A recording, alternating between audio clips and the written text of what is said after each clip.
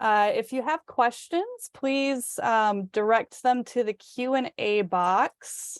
And Nicole is posting a message in the chat box. If everyone could just take a look at that and answer all the questions, that would be wonderful.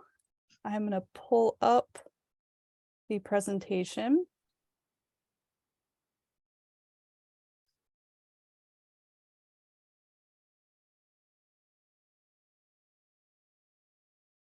All right.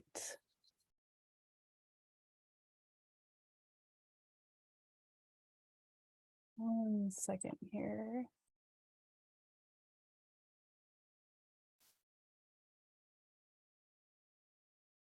Just need to, there we go. Jane, the All right. display right now is showing all of your, there you go. I got it. I just had to move the bar. Thank you everyone for bearing with me. Hello, welcome to the public pre-K expansion grant meeting. First, I'd like to say thank you everyone for taking the time to be here today. We appreciate your presence. And second, I would like to say congratulations on all the hard work it's taken you to get to this point. We are super excited to meet all of you and work with you as you start and expand your pre-K programming. So I am going to jump into introductions. And I'll start with myself. My name is Jane Kersling. I am the Pre-K Expansion Grant Coordinator. I will be working with you all on your budgets, your contracts, and later in the year, I'll be working with your business managers on setting up invoicing and any other issues that arise with your contracts and budgets. And I will hand it off to Leanne. Good morning, everyone. It's wonderful to have you with us. And I want to echo what Jane was saying about congratulations. We're so excited about the journey that you're going to be taking with us over the course of the next more than a year, actually. So I'm Leanne Larson. I am the director of the early learning team in the Department of Education, and that is where our public pre-K programming is based. And I'm going to pass it on to Nicole. Thanks, Leanne. Good morning, everybody. My name is Nicole Medor. I'm the early childhood specialist at the Department of Education on the early learning team. So I'm just really looking forward to getting to meet all of you and help you implement the highest quality pre-K that you can. There's a lot to know, there's a lot to learn, so we're really excited to work with you. And I think next I'll go to Sue. Good morning. I apologize for being a couple minutes late. I'm actually out in one of the schools today, which is one of the greatest parts of my job. My name is Sue Gallant, and I am the Pre-K Expansion Consultant for the Early Learning Team, and I'll be working with you to provide technical assistance and support throughout your journey of getting your program started or expanded, and I'm really excited to work with you. And Anna Hicks, I don't believe is here today, but she also works very closely with our team on this grant, and she is the Senior Policy Analyst and Children's Cabinet Coordinator. And Marcy? Yep, good morning, everybody. Thanks so much for joining us today. My name is Marcy Whitcomb. I am the public pre-K consultant. I work closely with the team, but especially with Sue around resources, support, guidance, and professional development as we work toward high quality pre-K across our state. And I will kick it back to Jane. So this RFA was part of the American Rescue Plan, which was in response to COVID-19. And the purpose for this RFA was to support the ability of SAUs to start or expand the number of students attending high quality public pre-K programming. Also, to encourage opportunity to increase programming time from part-day, part-week models to full-day, full-week models. We also included competitive priorities that were intended to serve disadvantaged children and the establishment of a partner in your pre-K programming. You are part of the second round of funding, And currently there are 10 SAUs that are utilizing this funding, and we estimate that we have served approximately 300 students with this funding to date. I'm going to talk a bit about the timeline and what you can expect in the following months. So now through February, we're going to be reaching out to you and seeking clarifications to some of the application responses and budget calculations in your RFA application. We are also going to work to begin drafting contracts. If you have a partnership, you should begin outlining MOUs with them. And SAUs should also begin efforts towards recruiting students in your respective communities. In March, the DOE and each SAU will finalize their budget based on EPS allocations, and we will begin the process of executing your contract.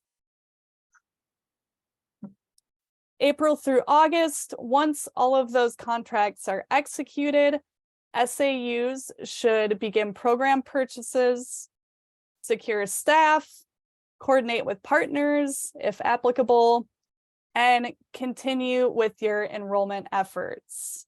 And not to worry, we're going to be here with you every step of the way. We provide technical assistance, both individualized and universal. One of the universal sessions that we will be offering, I wanted to mention, is the Pre-K Technical Series that I believe will be starting in late June. And that will break down everything that you need to know about making a successful pre-K program. I'm going to hand it off to Leanne. Thank you, Jane. All right, so kind of keeping that timeline in mind that Jane just walked through, over the course of the next couple of months, there is going to be the need for quite a bit of back and forth as we work to get your applications finalized, your budgets finalized, and everything to the point of at which point we can start to execute contract. So the first thing that's really important to know here is that ordinarily when school systems notify the department that they are planning to either start or expand a public pre-K program, we have a pre-K application that we ask school systems to complete, and then we review that and approve them. Because you have proposed your projects through an RFA process, we don't want to have you also have to complete an additional application. So we are using your grant proposals as your applications. But in most cases, there is still a little bit of information that we either need to collect from you because it wasn't explicitly provided in your grant application, or the review team may have had some questions about it. And this might pertain to pieces in the narrative section. It could also pertain to questions that we have about your budget. So what will be happening kind of as a first step, and you won't see these until tomorrow, but beginning tomorrow, we will start sending emails to each one of the grantees. And in the email, there will be a list of items that we need you to either provide us with more information about, clarify, maybe a particular question that we still have. And we're going to be asking you to address those questions, needs for clarifications, and get that information back to us. And I think, Jane, we said maybe by a couple of weeks from now. And if you need a little more time than that, it's not a problem. But we also don't want it to drag on for too long because we want to try to stay on a pretty good timeline. When you receive those emails, you're going to want to address each one of the points. You may have questions for us. it may be as clear as we're going to try to be. You may say, not really sure what you're asking here. And that's totally fine. Reach out to us. Reach to Jane, reach to Nicole in particular with those particular questions. They will get back to you as promptly as they can. What we're going to ask you to do to provide us with that information is to take your actual grant application and insert the clarifications or the missing information or respond to a question in the appropriate section of your grant proposal. And you can do that either by just adding text and highlighting that text for us, or if you want to use track changes, that's also fine. And then we'll be able to see through track changes where you have made additions within your proposal. The reason that we're going to ask you to do this in your actual grant proposal is because your entire grant proposal actually becomes part of your contract. It becomes one of the riders in the contract. So we want to get it to the point where it's finalized, and then we're able to upload that as that rider when we get to the contracting phase. The other ask in the emails that you'll be receiving starting tomorrow is to complete a survey, which will provide us with contact information for all of the individuals in your SAU who need to stay connected with this particular project. That will be outlined. It's everything from the superintendent to your business manager to whoever you want to be the direct point of contact initially on communications. And then there's also opportunity in that survey to let us know if you have any particular technical assistance needs that you know of right off the bat. Anything that we could be kind of proactively planning to help you with. This will give us an idea. And what's nice about it and how we used this last year is that in that technical assistance series that Jane talked about, and I know Nicole and Sue are going to talk about this a little bit more in a few minutes, knowing what some of your burning needs are helps us to organize that information in a way that we can be more responsive. And in some cases, we'll see the same kinds of needs showing up across all of the grantees. In some cases, it'll be a really specific ask, and we might just address that one-on-one with a school system. So take advantage of that opportunity to give us some feedback about the needs that you are anticipating or know that you already have. That's a really good place for you to put jot those needs down for us. Okay, Jane, if you want to move on to the next slide. Okay, so one of the areas that when you receive these emails, you may have some specific questions about might be the budget section. And so we wanted to take just a minute to walk through how the budget tables should be constructed and to touch on a few of the places where in the grant review process, we saw folks having in some cases, some difficulty navigating. We're going to take some time to do this big picture today. If when you receive your emails, there are pieces that you need direct help with pertaining to the budget, don't hesitate to reach out. These are going to be documents that are going to go back and forth between Jane and Nicole and your school systems a lot over the next couple of months.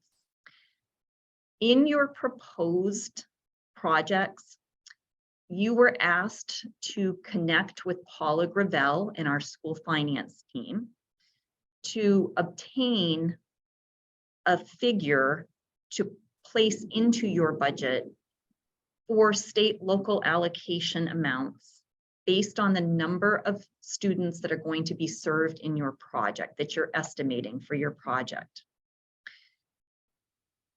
Most SAUs did that. In a few cases, that was not accomplished. And so for some of you, the first ask is going to be to reach to her and obtain that information. And for right now, she's going to base that estimate on the 22-23 school year figures, because the ED 279s have not come out for the 23-24 school year yet. Sometime around the beginning of February, when the ED 279s come out, Paula will be recalculating that particular figure for all of the SAUs who have been conditionally awarded grants, because that piece of information will have to get updated in all of your budgets. And any adjustments that have to be made to the budget based on that will occur. And then that will determine what your actual final grant award amount will be. And that's what we'll use moving forward in the contracting process. So right now, what you asked for is really an estimated amount. It's based on figures from last year's ED 279 and a formula that we apply internally. That formula allows the department to calculate your state local allocation per student amount. Using the amount of state contribution. And then for the local piece, we reduce that local amount by a certain percentage in order that school systems can take more advantage of grant dollars. And there's less of a burden on the local side during this first year of implementation. So we will apply that same formula once the ED 279s come out. For all school systems, no matter what you get, it will result in at least half of the local side your local contribution being reduced by at least half. For some school systems, it'll be even more than that, but it will be at least half, especially for those of you who might be minimum receivers. That local contribution won't be as much as it would normally be. Okay, so as a little review of how to complete the budget tables, should this be one of those areas that you're going to be asked to take a look at.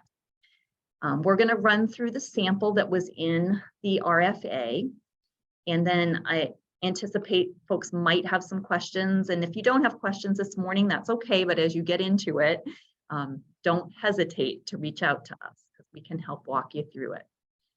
The example that you are looking at is based on a project in which the district is currently operating one classroom in a part-day model. So they have a 1 a.m. classroom and 1 p.m. classroom. And with the grant funding, what they wanted to do was to expand from that part-day model to having 3 classrooms that are full day, full week classrooms. So they are moving from having 32 students that are attending just part day to having 48 students attending full day, full week. This means that they are adding 16 slots that they hadn't had before, and they are shifting the 32 slots they had to being full day. And in order to do this, it means they're going to need to add 2 new classroom spaces to accommodate all 3 classrooms. This is also a project that is partnering with a community partner, KV CAP, in their classrooms. So that gives you kind of the context. So I'm going to have Jane move on to the second budget table. So in budget table 2, in your proposal, what you were asked to do was to map out your entire budget. What is it going to take in order to adequately fund the project that you proposed? And so you're taking into account all of the various costs associated with that for the number of students that you're going to be serving in the project. So in this case, this particular project is looking to serve 48 students. 16 of them will be new slots, and 32 of them are slots that are being expanded from part day to full day. So you'll notice that in this budget, it accounts for the salary costs for 3 lead teachers, the salary costs for 3 ed tech positions that meets the ratio requirements for public pre-K. There are costs associated with instructional materials and supplies for outfitting those 2 new classrooms. There are supplies for furniture and equipment needed to outfit those classrooms. There's some money being budgeted to help expand playground equipments to help enhance those outdoor spaces. There is some need to do some retrofitting in the classroom spaces that are going to be used. So you see that cost. In this particular case, the school where the program is being based doesn't have any leasing costs, so that you see nothing in that line. Costs associated with meals and snack provision are included. Costs for retrofitting bus seats in order for students to take part in transportation. Transportation is not required, but it is encouraged when possible. So in this particular example, it's being included. There's an amount put in for professional development. There is an amount for part of a administrator's salary to help coordinate the programming. All of those costs come up with a total amount of approximately $650,000. You can see that total amount in the box that says total amount budgeted. From that point, what you needed to do was obtain from Paula Gravel what the state local allocation amount, and in this case, it would be based on this particular school system's ED 279 and what that would amount to for the 48 students in their project. For this particular SAU, that amount was $248,356.89. So ultimately, that amount is going to get subtracted from the overall budget because that's what the state local allocation amount is going to be covering. Then this SAU has accounted for the reimbursement for snacks, food costs. So that piece is also being subtracted. And then their partner, KV Cap, has committed another $75,000 to the project. So all 3 of those, the state local allocation, the reimbursement for snacks and meals, and the partner contribution are going to get subtracted from the total budget amount. And what that leaves is $271,259.46 that this SAU is eligible for in grant funding. So that's how that calculation works. Once this has been completed, then you move on to budget table 3, and that's where you will be mapping out how you're going to apply these various funding streams to each one of the cost categories in your budget. So Jane, I'm going to have you move on to that. Okay.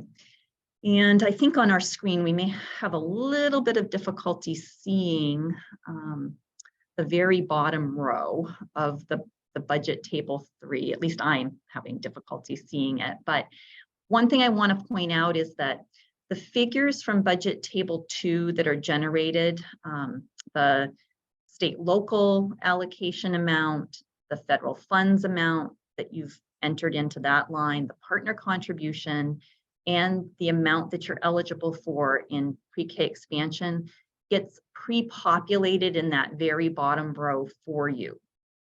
So as you start assigning costs, those columns are going to begin to add the costs within the column. And what you're trying to do is make sure that whatever the total is in that column, it matches the total that was carried forward from budget table 2. Okay, and that's really important because you can't be putting different figures in for these columns to total up to than what was carried over from budget table 2. So in this particular case, the SAU has assigned the majority of the costs of teacher salaries to their state local allocation, as well as some support coming from their partner for that. This is one area that grant funding cannot be used for in this particular grant, is the cost of teacher salaries. It can be used for the cost of education technician salaries if you are operating a full day, full week program. If you are not, if you're operating a part day, part week program, we should not see any costs associated with ed techs under the grant funding either. But in this case, because it is a full day, full week project, that SAU has assigned some of those costs under the grant side. They've also allocated lots of the one-time expenditures, which is highly advised to do under the Pre-K expansion grant side. So you see the cost of materials and equipment and retrofitting and playground equipment all on that side. That meal snack provision that gets reimbursed through other funds is accounted for in its column. Then we see more funds from the grant side, and everything is totaling up and is matching what came over from budget table 2. Sometimes it won't work out quite as neatly as this on the grant side. You might see that there's part of, for instance, you might have part of, let's say, coordination of the programming that's paid for from the grant, but maybe some of that ends up being paid for out of state local allocation or through partner contribution. But this is the table where you're going to map all of that out and then be really working to make sure that those columns are all matching what you came up with in budget table 2.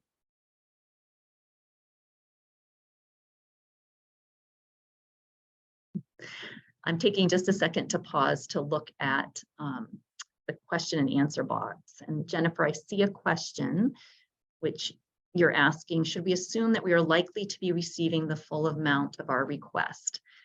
And yes, that is very important in your budgeting process. So that's going to come down to one, figuring out, making sure that your budget has been accurately constructed based on the requirements of this particular grant.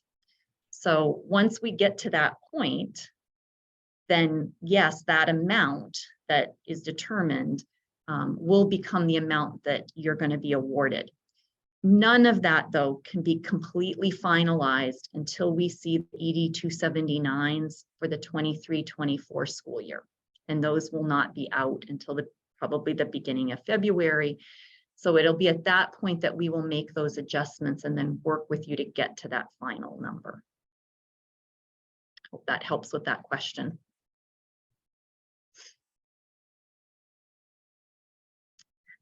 Okay, so I'm going to pause for a moment. That's a lot of information to digest. And certainly if you have any questions, pop them into the chat box. And we'll be happy to work on answering them. And I think, Jane, it's time for me to pass that forward to Nicole and Sue. Thank you. So once we've got some contracts and conversations going along those sort of pieces of this work, The other work begins in terms of thinking about your program that you've proposed and have been approved to fund, and thinking about how we can make that of highest quality possible to the families in your communities that hope to take part in that offering. So like was mentioned earlier, we will have some technical assistance, professional development pieces available late spring, early winter-ish. Certainly more information and details to come on that, but that's not the only time that we want folks to be getting answers for some of these questions. So please don't hesitate to reach out to Sue and I, or Leanne and Marcy, if any of these come up. But to sort of get the ball rolling, here we are mid-January, these are some of the things that we would suspect folks are going to start thinking about. So first and foremost, thinking about how your SAU will recruit students for pre-K. So things like communication to folks in your community. How are they going to be made aware that they can now sign up eligible 4-year-olds for the program beginning next fall? And age eligibility for pre-K is very similar to that of other grades. The student needs to be 4 years old on or before October 15th. So that's sort of a general rule of thumb that aligns really well with the rest of our grades, or kindergarten specifically. How will your SAU your enrollment procedures or expectations mirror that of your K-12 demographics? This is highly encouraged, and it will really behoove you to start thinking about having a diverse enrollment in your early childhood classrooms, in your pre-K classrooms. So what we mean by mirror your K-12 demographics is taking a look at the population that already attends your schools in the other grades. So for things like special education needs, what's your percentage of students that have IEPs or reserved special ed services? What are your percentages, for example, for your socioeconomic status of the families that attend your district? And starting to think about how you can mirror that in the classroom. So if your K-12 population, if 10% of that is special education needs, then you might consider enrolling 10% of your pre-K students who already have an IEP. So if you have one classroom of 16 students, that might be 1 or 2 students, 1 or 2 seats that are reserved for a student that might have an IEP through CDS. So start sort of thinking about your percentages, thinking about your K-12 demographics, and how that could be mirrored in the pre-K setting.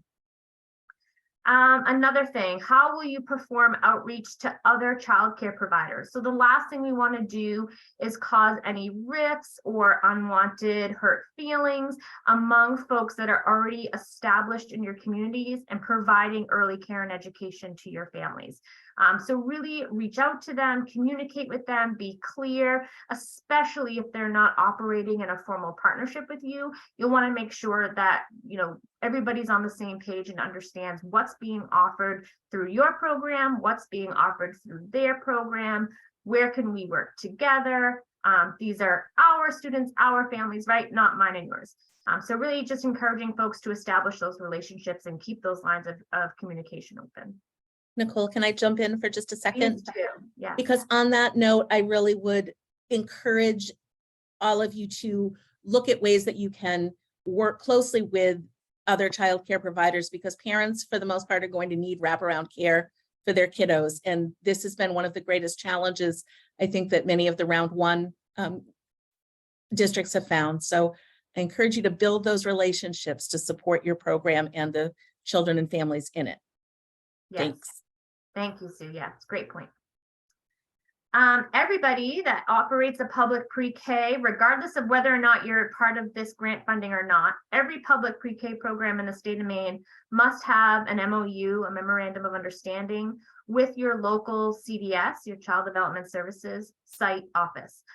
So the directors of each of our 9 CDS sites are very familiar with this practice and have many MOUs in place already with existing pre-K programs. So this is just a matter of reaching out to your local sites director and starting the conversation of an MOU.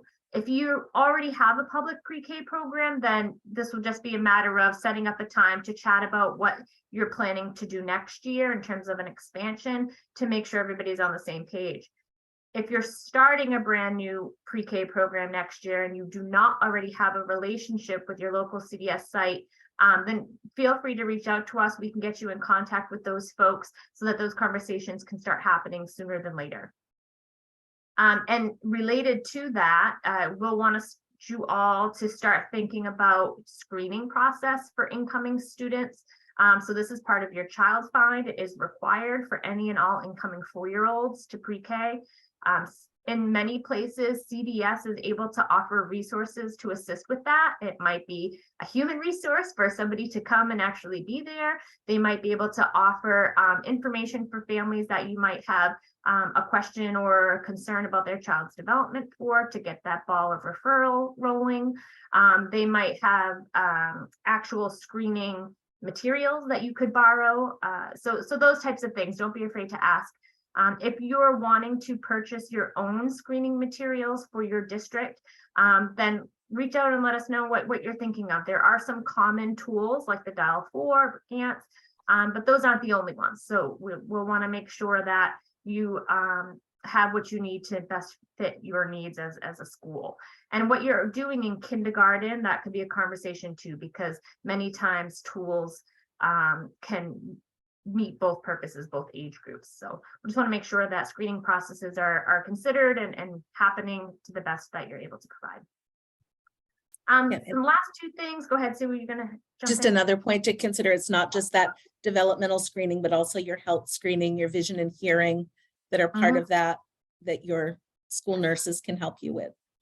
Perfect, thank you. The last two items on this slide, but certainly there are others out in the world that will come up, but start thinking about your classroom supplies, classroom furniture, equipment needs, playground needs, etc. We have lots of great suggestions around those sort of pieces that make a high quality classroom setting. We're happy to share and chat with folks about that. And then start to research your curriculum and professional development needs. So again, Chapter 124 does require an evidence-based curriculum be in place that is aligned to our early learning and development standards. There's a number of curricula out there that you can purchase. We also have some open source options available on our early learning team site. Pre-K for Me is the one we use for pre-K. So those are things to consider as well, that again, we're happy to chat about. We'll provide some more TA around those specific items, but just wanting to put that out there. Anything I missed, Sue, or that you'd add on? Nope, I just wanted to say too, around curriculum, if you're in a partnership, if you're working with Head Start, that's a discussion to have with your partner as well, because they may already have something they're using and you can partner on professional development as well. But we're here to support you in all of this. And in the chat, I'm going to put the link for our pre-K open office hours that happen on the 1st and 3rd Thursdays of every month with Marcy and I. And that's a time when you can always pop in and ask questions. And the great part is there may be folks who are already running a pre-K program that will be there and can share their ideas as well. And I found the best way that we all learn is sometimes from each other. Jane, if you don't mind going back to the previous slide for just a second, there's a couple other little pieces that we may be able to offer. And I also saw a couple of questions in the chat box that we could address. So one thing that I want to mention in relationship to the particularly playgrounds, if enhancement of playgrounds or the need to install a playground is built into your budget, this has been one of the areas that has been probably the most challenging for some of our round one grantees. Some are still waiting for their equipment to come in, and it was ordered last spring. Some have found that if they work with a local vendor, that resulted in faster service than some of the more nationally known vendors. So you might want to think about that as you're starting to determine who you're going to be ordering from ultimately. I don't know if you want to add to that. Yeah, I spoke with Eric Welsel from Mainly Playgrounds, who is the local contractor for Miracle Playgrounds, last night, and he said playgrounds that were ordered this month are anticipated to arrive late August, which wouldn't give time for an install before the school year starts. So again, I think, you know, there are great options out there for natural playgrounds. It isn't always the metal and plastic equipment. Your kiddos can get so much more sometimes out of a natural playground. And if you'd like information about that, I have a wealth of resources and we can point you to some experts in the field who can help with that. That's great. And then I wanted to take a look at the Q&A box for just a second, because there were a couple of questions related to points on this slide. So Jennifer Kelly is asking, can you speak to CDS funding? We have heard conflicting information regarding to what extent they are refunding schools for providing services. Do you want me to take that, Leanne? Sure, go right ahead, Nicole. I had looked to see if Roberta was on and I didn't see her, so.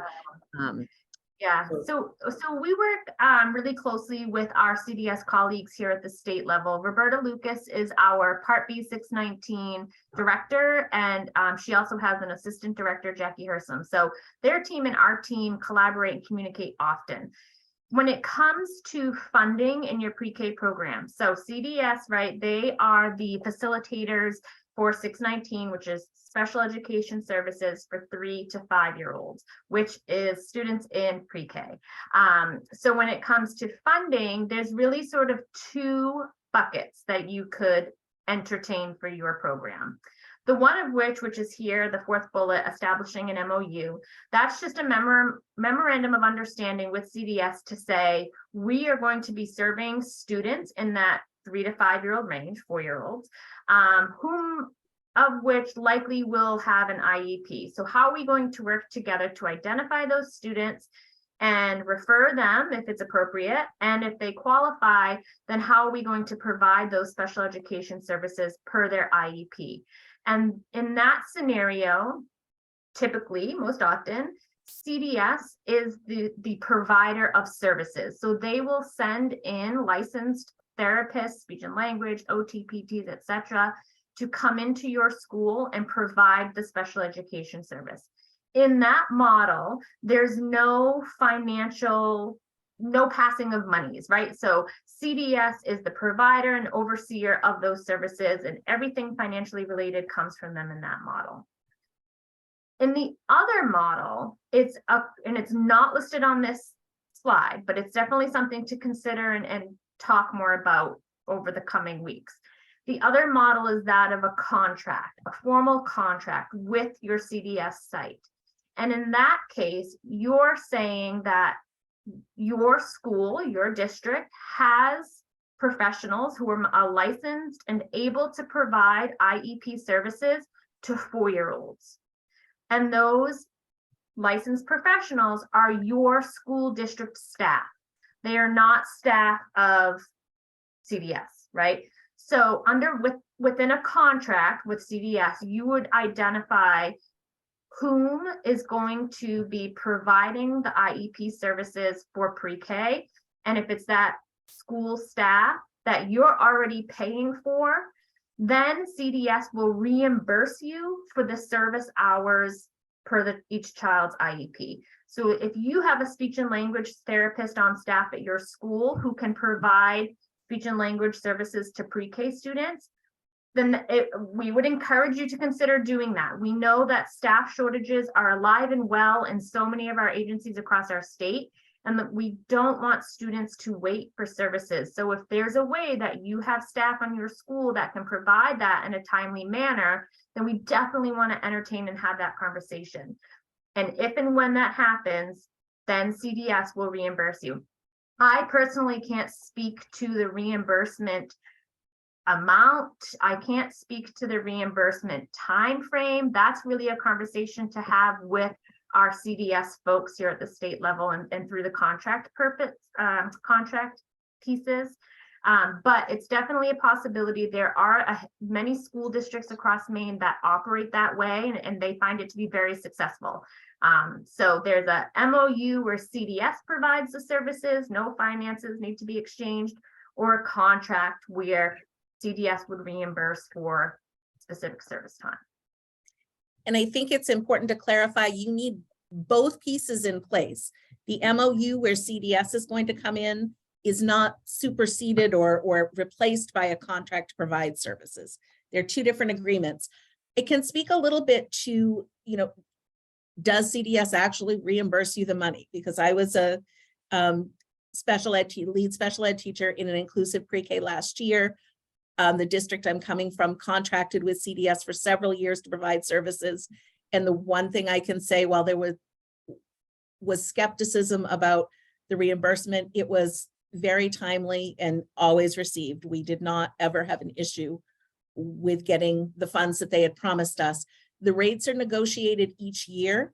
And, you know, that's something you can reach out to me if you have specific questions, or, you know, that I have some of those basic rates that I can provide for this year, but that will change for next school year.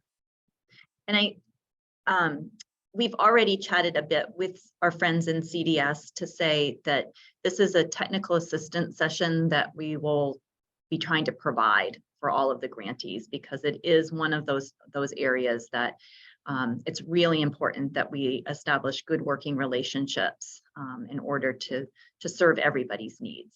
So we'll make sure that we let everyone know, and we'll get Roberta and Jackie into that session so that we can make sure that you can interface with them directly.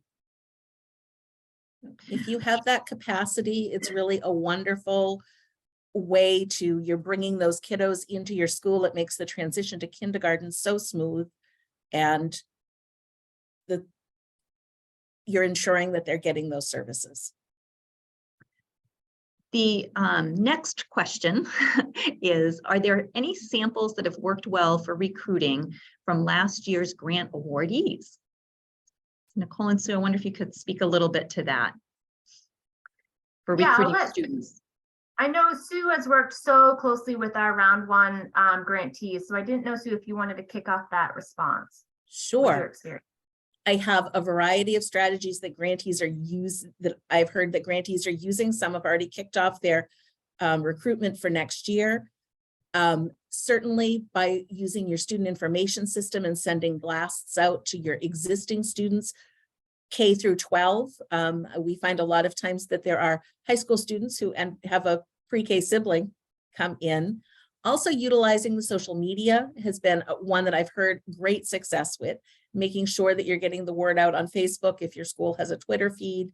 And another strategy that I heard from schools that's really successful are putting banners out in front of the schools, or signs on the sides of buses, something that just gets it out in the community. And if you have electronic signs in your town, to get that posted there.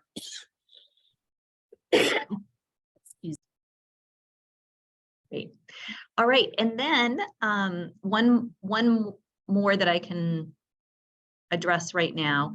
Mark Hatch wrote a question, and it's pertaining to what I was talking about with the state local allocation figure, and I want to make sure that I'm really clear about that, because I don't want to create confusion. So when we generate what the state local allocation amount is, we start with what it should be. So we take what the state's contribution is expected to be, and we take what the local level's contribution is expected to be.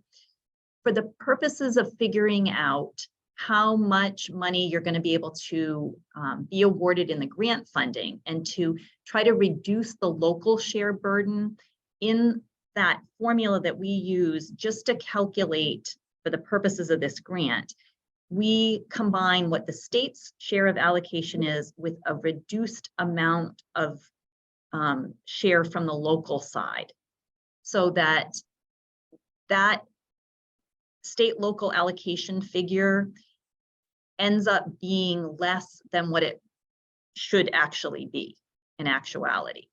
And that way, because we're reducing that amount, it allows us to award more grant funding to you. So it's not that you would get less grant funding, it's that we are adjusting that so that we can give you more of what otherwise you would be having to come up with on the local side through grant dollars.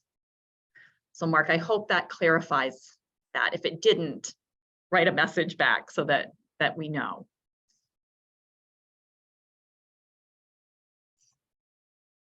Okay, I think that's it in the Q&A for the moment.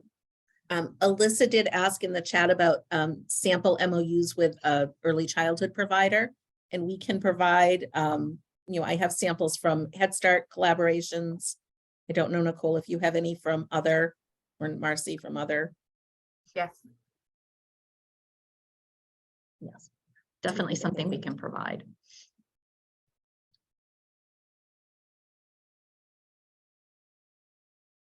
I think we're moving on, Jane, to the next. I think we've actually done this one.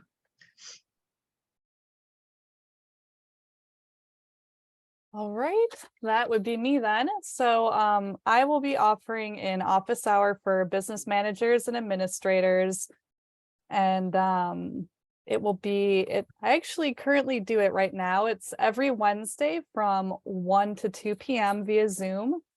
And it's a chance to ask questions that you might have about your contracts.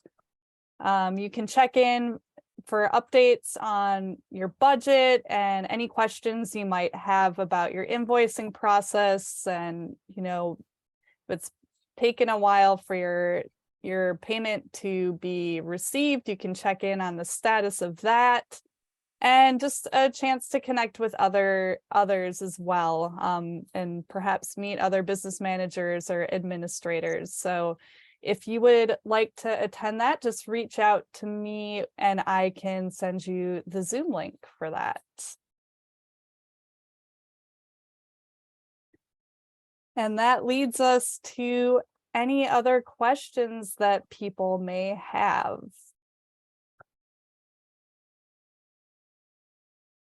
I'll just give a moment for people to be able to type in the chat box or the question and answer box.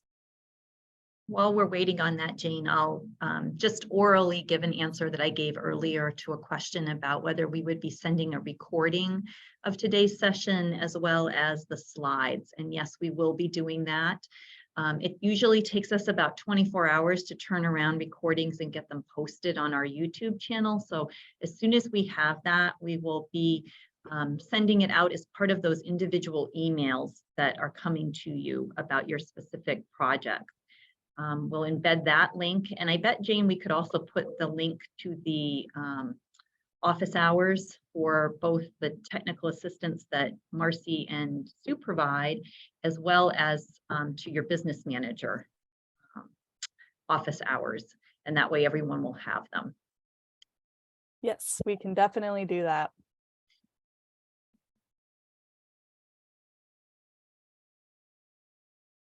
Is this you or me, Jane? Sorry. It's me. Okay. So just I was just giving a minute to see if anyone else had any questions or comments. But so we just wanted to remind you that we will be sending out an email, most likely tomorrow, with feedback on your application, as well as a recording of the presentation today and all of the Zoom links for our office hours. When you respond with your application feedback, Nicole, Medor, and myself will be the main contacts for that. And Sue, Leanne, and I'm sorry, Marcy, your email isn't on here. They are great resources for technical assistance for everything else regarding your pre-K programming.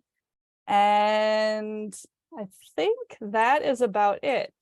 Unless anyone else has any questions or anything they'd like to add. I know we are approaching the 12 o'clock hour and many of you are probably shifting to your next meeting, but we'll definitely stay on for a few more minutes and take any other questions that you might have. But if you do need to jump off, thank you so much for coming today. And we are all very excited to be working with you in the coming year.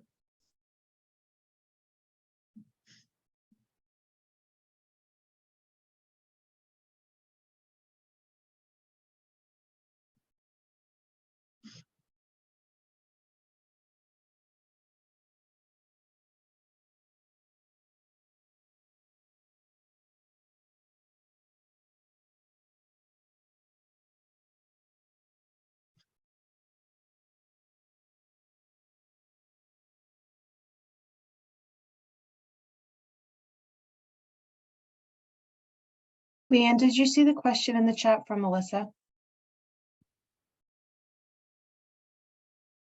Oh, nope, but thank you. I was looking at the Q&A. If you were awarded, Alyssa, the grant in the second round,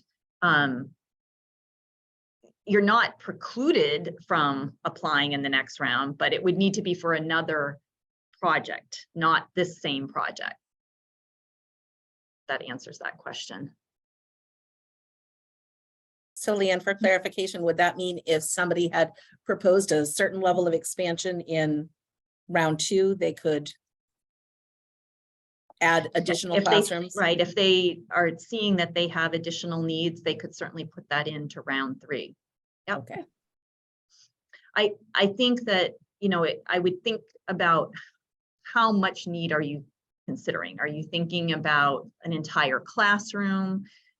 Or are you thinking, you know, that you're going to be adding just a couple of more students than you had anticipated? It would really depend on the project and what you had proposed in round 2. But you're certainly not precluded from applying in round 3 if you discovered, you know, wow, we could add another whole classroom, and we'd love to be able to do that. So that certainly would be allowable.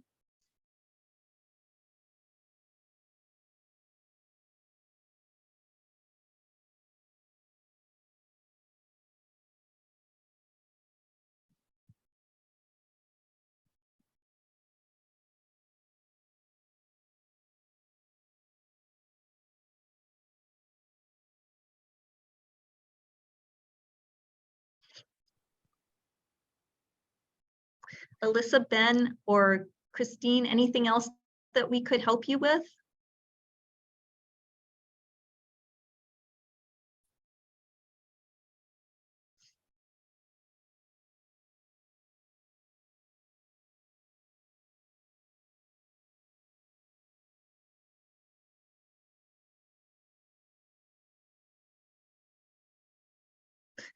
I'm glad it was helpful, Christine.